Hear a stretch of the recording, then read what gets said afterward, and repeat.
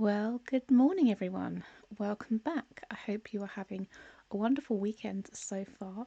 This week's video is ever so slightly different. I thought I would do a little bit of a tidy up in the back garden. It's an area where I spend an awful lot of time during the late spring, summer, and early autumn, and it's been very much neglected over this last period of the winter. So I thought I'd pop out today, do a little bit of a spring clean out here, and kind of finish off my spring clean series with this. So here I am. It's very chilly this morning.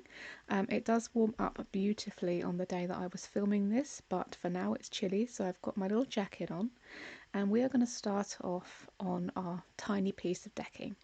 So this garden is probably somewhere around the region of 10 feet square. It is not a big garden by any stretch of the imagination. We have this small little deck here that we have a small little bistro set table with two chairs on, and me and my daughter, me and my dad come and sit out here quite often in the summer with a cup of tea and just enjoy the garden. This year, however, will be the last year that we will be enjoying this garden in this setup, so I'm not going to be going too crazy trying to scrub clean the deck. As you can see, it's kind of covered in algae and stains and marks, and normally I would give this a good scrub clean to get it perfect and reseal it or stain it. However, this year, come autumn time, I'm beginning the huge, well, the tiny back garden revamp. It's huge for me because it's going to take a lot of time and cost a lot of money, but it's a tiny garden makeover that will be starting in the autumn. So I'm very aware at this point of the year that everything in the garden currently is temporary. The decking will be going, the garden beds will be going, the cold frames next to me will be going, the water butt on the other side of me will be moving, so everything is just temporary for the time being. Now, as you can see by the footage, I start off cleaning the garden and get very distracted. I really was in the mood for a good scrub clean, but when I got out there I realised everything's temporary and ended up getting distracted by the gardening that needed doing. So that happens to me a lot. A lot of this video is me getting distracted by the gardening, but it does all come together at the end. At the moment I'm planting a beautiful little camellia that I bought at the beginning of the year that I popped onto the deck because the weather was bad and completely forgot that I needed to put it into the little side bed here. So I'm doing that today. It's doing really well considering it's not had any love or care for a while. I think it will be absolutely fine in this bed, and I'm just going to get it chucked in here. It's always better off to have plants in the ground, even if only temporarily before we move them. They're better off in the ground, and so I'm popping that in there now. Then I'm actually going to get on with cleaning the decking. So to clean the decking today, I'm only going to use hot soapy water because it's not getting a big deep clean. It's just getting a quick once over clean, a kind of that'll do clean to get it ready for the spring and for the summer.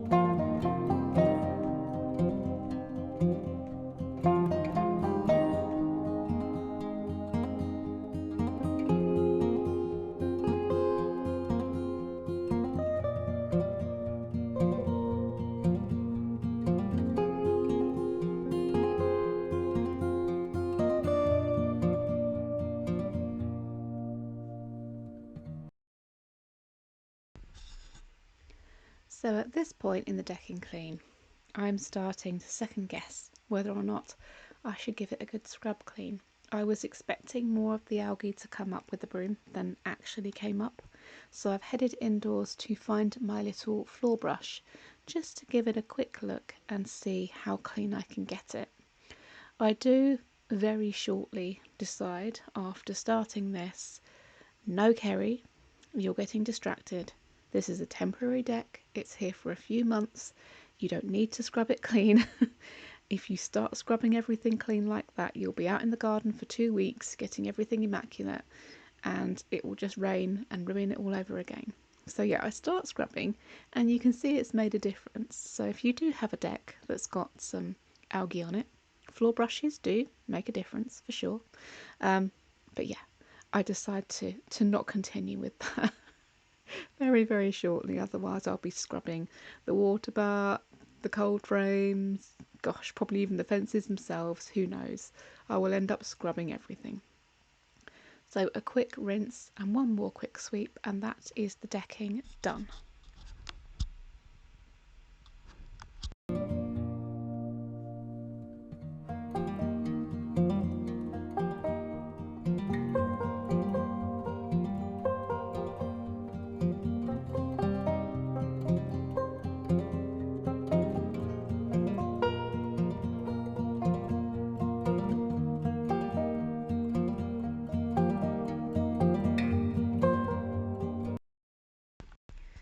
Okay, so now you can kind of see what I'm dealing with in the rest of the garden. There's lots of empty pots where I have been potting things on and planting things out. There's lots of pots that are filled with plants that need to go into the ground. And there's an awful lot of pots with plants that have succumbed to not having any water and being neglected by me for far too long. So I'm going to deal with those first. In these pots that I'm currently dealing with, I have some dahlias. Some of them grew, some of them didn't survive the winter, and so I'm getting rid of the ones that have not made it, and I've popped the other ones onto the beds so I can put them in as I'm going around the garden. And I'm just trying to clean up the pots at this point. I think I've left the garden messy for so long because there's so many different types of things that I need to deal with in different ways. For example, with the pots, I need to find some storage for those. They can't go into the cold frames at the moment because it's full of seeds. They can't go into the shed because I don't have any room. And so they've kind of just been sitting in big stacks and in one of my old bins, which I have out in the garden as well, all this time. And now that bin is full, I still have a lot of pots, but I do find that I use them in the spring when I'm doing my seedlings and I'm potting things on. I do use the pots, so I would like to keep them. I don't want to keep buying single-use plastic every single year, so I do need to find a spot for them. So I'm using this old compost bag just as a bin bag today. Our garden, although it is very enclosed, when the wind gets high, we do get bits of like packets, crisp packets, bits of plastic, things like that blow into the garden, especially on recycling day where people are putting their bins out and it's windy. Bins get blown over, recycling goes everywhere, and now and then it ends up getting blown into the garden. We're quite lucky that the garden is as enclosed as it is. We don't get a huge amount in here, but we do get some. So I'm just popping all of the rubbish that I'm finding today into that compost bag.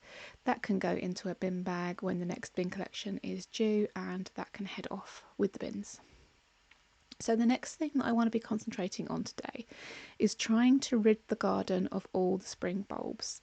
Now, this is not something that I would usually do. I absolutely love spring bulbs. Of all the flowers in the garden for the whole year, the spring bulbs are my absolute favourite. They're the first bit of colour that you see after the long, dark, cold winter, and to have the beautiful bright daffodils and hyacinths and tulips and all those beautiful things is hugely important for me. However, as I said earlier on in the video, I am going to be revamping this entire garden. It's going to completely transform. It's going to be nothing like it is now. and so I am taking out the bulbs for now because I can't realistically store them safely so that they will flower again over the winter. So I'm going to get rid of these. They're going into my garden waste bin, so they will go off for compost, and I will order some new bulbs when the garden is ready to receive them. I think I may order some next summer, so I'll go next spring with no spring bulbs in the back garden, which is a little bit sad, but I will have some out the front, so it won't all be completely lost. And then the following autumn, so it'll be autumn 2026, I will absolutely fill the new back garden up with all of the beautiful daffodils, the tulips, the hyacinths, all the gorgeous bulbs will go back in then. But for today, I really want to eliminate them as quickly and easily as I can. While they're all grown, I can pull them up by their leaves on the most part. So when I do come to destroy these beds later on in the autumn this year, I won't have to deal with all the bulbs and I can reuse the soil in the new garden. So that's what I'm doing now. Of course, me being me, once again, I get distracted by other gardening tasks, and so I end up kind of messing around and pottering in the beds, moving plants, pulling plants out, pulling weeds, watering things, topping up the beds with extra soil, all of that stuff that any of the gardeners among you guys watching will know. It's all too easy to get caught up in the gardening, and it's much more enjoyable than cleaning. So yeah, I do end up getting a little bit caught up with the gardening. But yes, my main goal is just to remove those spring bulbs. Now initially, as I'm doing here, I was going to try and keep the hyacinths. Hyacinths are my absolute favourite of all the spring bulbs. They are beautiful, they smell beautiful, they're good and strong, lovely, lovely plants. However, I kind of realised later on in the day that realistically, although I can probably store them so that they'll be okay to come up next spring, realistically, I want them to be as strong as possible, and I think the way that I would store them would probably cause them to become weak. It would involve me cutting them back early, popping them into a pot in the shed, so they're not going to get the strength from the grow season this year that they would need. So I do end up eliminating those as well. But at this particular moment in time, I was planning on keeping them. They are beautiful. I love hyacinths. But yeah, unfortunately, off they went. But that means I could get to be excited about maybe finding some new varieties for the new garden.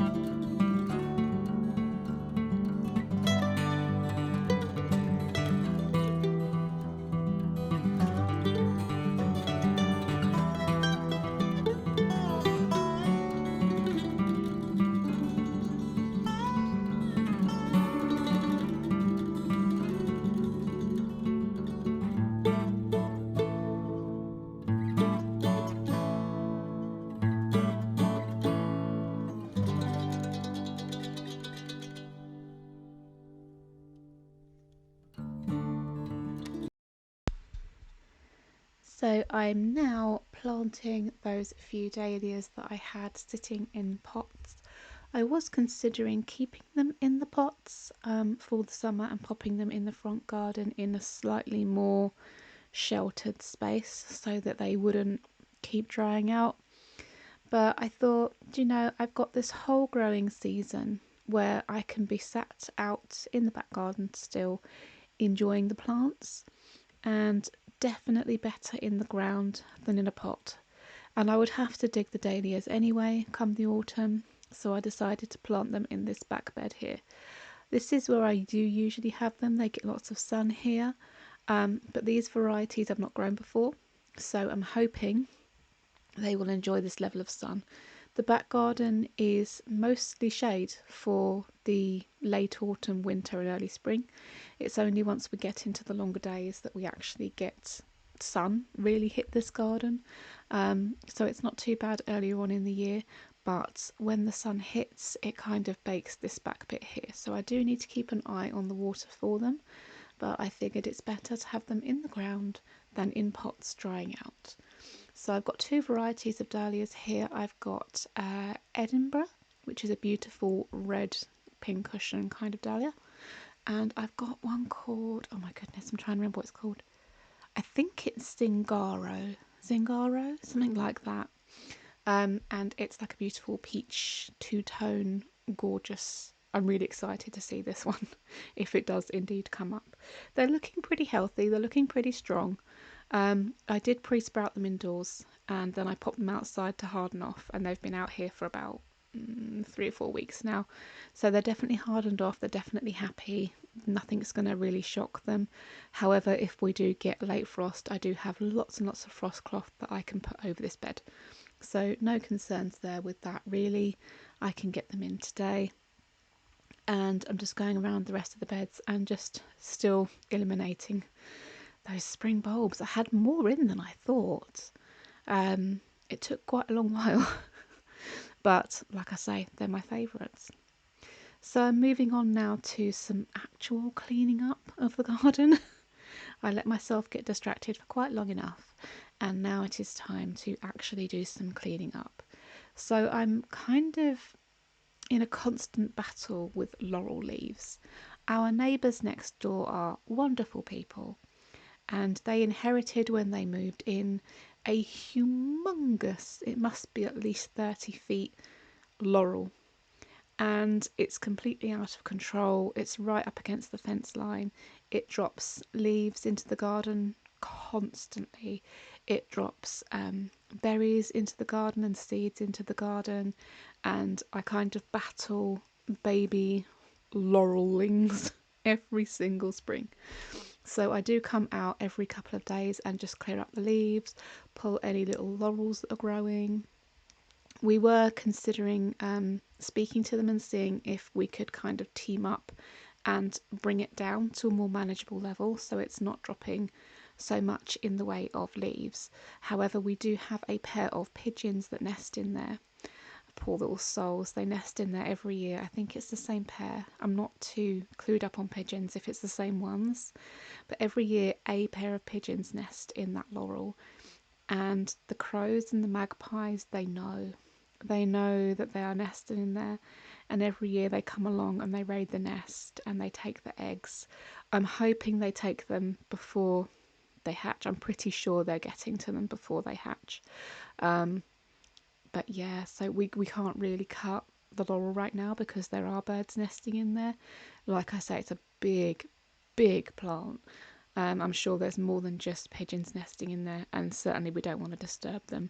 I'm not one of them people that hates pigeons or considers them vermin or anything, so I'm not going to disturb them just because they're pigeons and they're not as pretty as a blue tip. That just doesn't sit very well with me. But in the summer I am going to go around and have a conversation with them because I think they're fed up with it as well. Their garden gets absolutely no light. They're not responsible for planting this laurel. This has been here forever. But they can't really enjoy their garden either because nothing will grow in there because of the shade from the laurel tree. So yeah, I might go and discuss with them in the summer about maybe bringing it down to kind of maybe 8 or 9 feet, so it's still a nice screening hedge. They're lovely people and we get on with them, but we both would like our privacy, and it's a nice privacy screen. But if we could bring it down to a more manageable level, that would be wonderful. I'm hoping they agree. If not, I shall just continue as I have been. Once the new garden is installed, it will be a lot easier for me to clean up the leaves and the berries. At the moment, we kind of made a bad decision with the slate. I love the slate, I think it's beautiful. I really like how clean and tidy it makes everything look. However, because the pieces are so small, when I got a leaf blower, it would blow the slate, and when you put it on the vacuum setting, it would take the slate up with the leaves. So I have to go around and hand pick the leaves, which is really frustrating. I have to go around and hand pick the berries, which again is really frustrating. But the new garden will be easier to manage for sure. So I'm looking forward to having that in. And then, you know, if they do want to keep the laurel for privacy, fair enough, that's totally fine. They can do that. So this centre bed that I'm working on now, I was actually going to pull out today for getting ahead with the project. But I decided once again, I'm going to be sat here all year, well, all of this growing season until kind of late September, looking at the plants I've grown and, you know, watching all the bees and the butterflies and everything, enjoying them. And I thought, well, I don't want to have just a hole in the ground where there was a bed just to get ahead. I'd rather just fill this up with annuals and have pretty things to look at, and the bees and the butterflies and all of that can come and enjoy them as well. So I got some of the little annuals I've been growing in my cold frames out. It is a little early, but like I say, I do have frost cloth. I do have some nice tall sticks, so I can make like a little tent around them if I need to and protect them from the frost. Certainly this week we are getting some pretty low temperatures, so I probably will frost cloth them just in case we do get a late little frost, but they should be happy enough. I've got some geraniums, I've got some giant pansies, and I've got some petunias that I was growing for my hanging baskets. I ended up getting 100% germination on the petunias, so I've got plenty of petunias to use up. So I can put a few in here alongside the pansies and the geraniums, and they'll be happy little plants just looking pretty for the season. And then I won't have to feel guilty about taking them out come October when I start the project, because they'll be going over and dying anyway. So yeah, I'm gonna get those in too.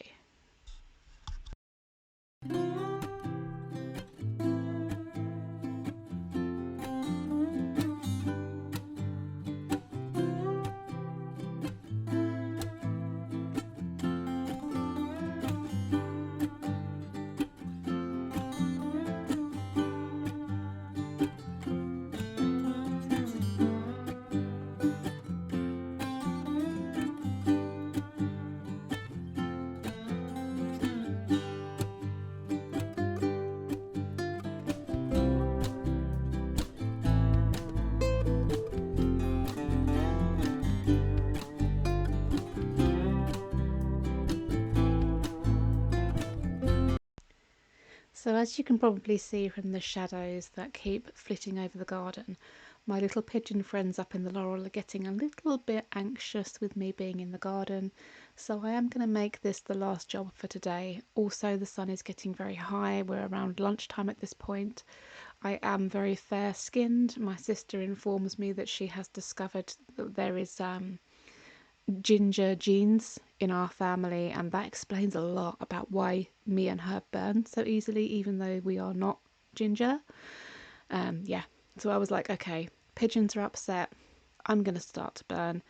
We'll make this the last project for today, and then we will come back out again tomorrow and actually finish cleaning. I've promised myself I'm not going to be doing any gardening tomorrow, just cleaning, and it shouldn't actually take all that long. Now that I've got all these plants into the ground, it should be fairly easy just to come out and finish off the tidying up.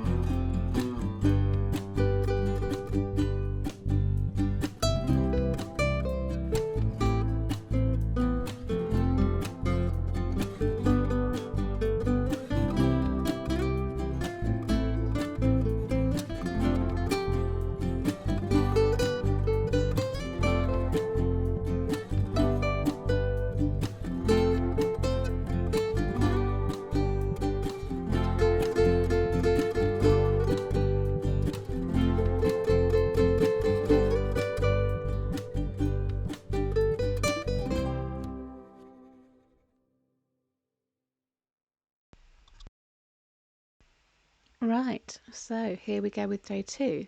As you can see, I spent most of yesterday just moving things to by the back door, really, because I didn't really know what to do with everything. So today I'm going to deal with all of these bits and bobs. Now, most of this is actually bits that need to go into the shed. But the shed, my house has a very weird layout. My shed, I've got a brick built outbuilding, but it's in the front. So it's in like the front garden. It's really, really strange.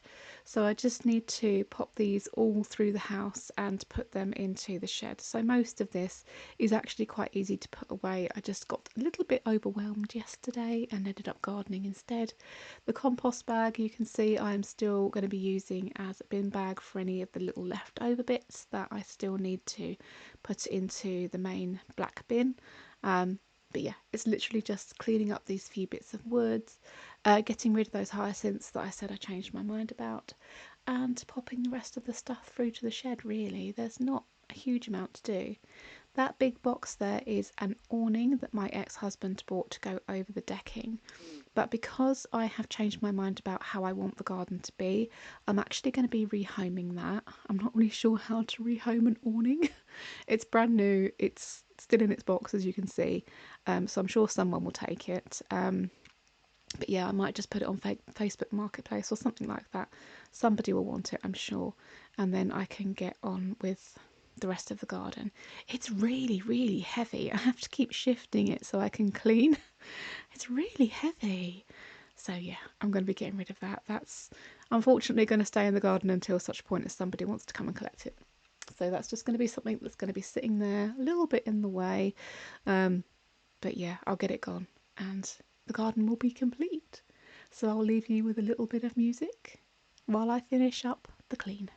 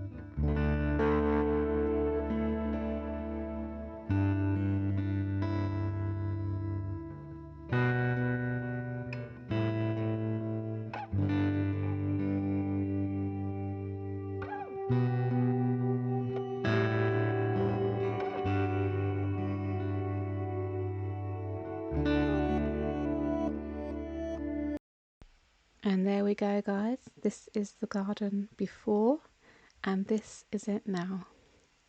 Not perfect, still cluttered, but so much better. I hope you've enjoyed the video today, guys, and I will see you next week. Bye bye.